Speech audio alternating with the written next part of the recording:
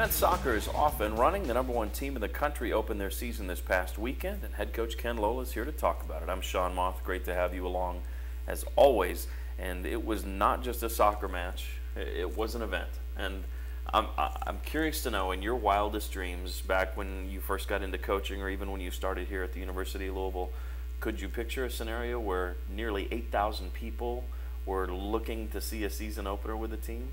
Well, it was interesting. Actually, today, walking out to training, I was talking with Greg Cochran, and I said, how special is it to have played? He came from Virginia Tech, and they didn't have many people at their games when he was playing.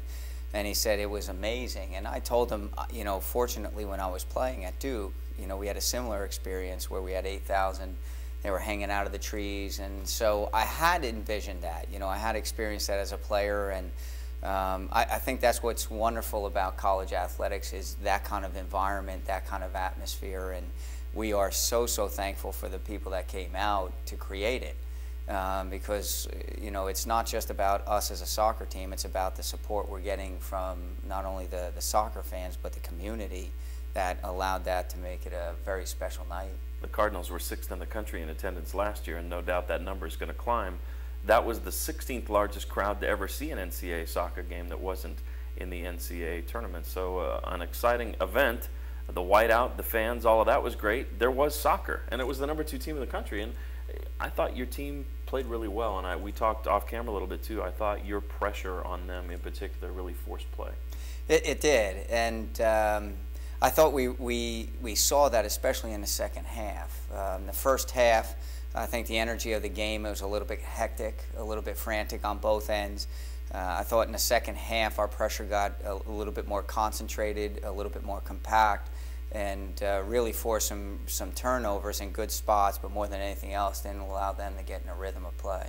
And it's clear that Colin Rolfe had an impact on the game offensively, but as I watched the game, Kenney Walker had an impact on the game as well. He's the one that sprung Colin. He's the one who sent that ball in that was headed in for the own goal. But people forget he didn't play those last 3 NCAA games. Nice to have him back on the pitch. It is. He's probably the best passer we have of the ball. He's very, very good.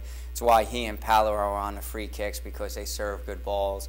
Kenny's got great vision. He's got a great feel for the game, and it's wonderful to have him back in the lineup. I know Palo likes playing alongside of him, but Kenny had a very good game, and the beauty of it is I know for he and Palo still, there's so much more there, and for us as a team. Anyone else that really stood out? I know Andre Boudreaux, he's not tested a lot, but he seems to get sharper and sharper, even though he's not always involved, and he had 2 clutch saves in that one. Yeah, he had 2 very good saves, and again, especially when you're not getting tested over and over again, to stay tuned into the game so that when you're called upon to make the saves, you're prepared to do that, and that's one of Andre's greatest strengths is his concentration. Any other names that maybe jumped out? Because I know collectively, just as a team, you guys played really well. Yeah, I think Nick De Leon continues to be a guy that has a huge impact on the game. He's playing at a very high level right now, and certainly one of our best guys in game in and game out, and in training as well. And Austin Berry as well, especially with Chase leaving at halftime or just after halftime, and Andrew Farrell pushed into the center. I think having Austin next to him really calmed them down, solidified the back, and those guys did very, very well in the second half. There's no rest for the weary. The Cards hit the road, and it's not just your garden variety road trip. Louisville will travel to face a Wake Forest team that's ranked in the top 20, and follow that with a matchup with a North Carolina team that fans may remember from the College Cup. They're ranked in the top 7.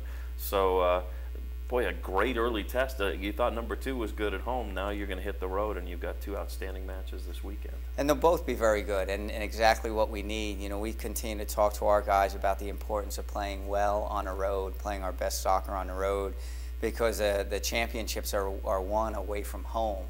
So it's so important that you can continue to maintain and raise the level on the road as well in environments that aren't as friendly as what we saw on Saturday. So these 2 games this weekend are going to be very good for us, and great tests and wonderful opportunities to grow. Excellent. Well, we wish you and the team safe travel and best of luck, Ken. Thank you very much. And again, we want to thank all the fans. 7,821 strong to Cardinal Park. It was quite an event. It was a lot of fun. It was a big win for the team, but now they hit the road with the Stern test, and we'll meet with you next week to talk about how things went. For Coach Lola, I'm Sean Moth. We'll We'll see you then, right here on Cards TV.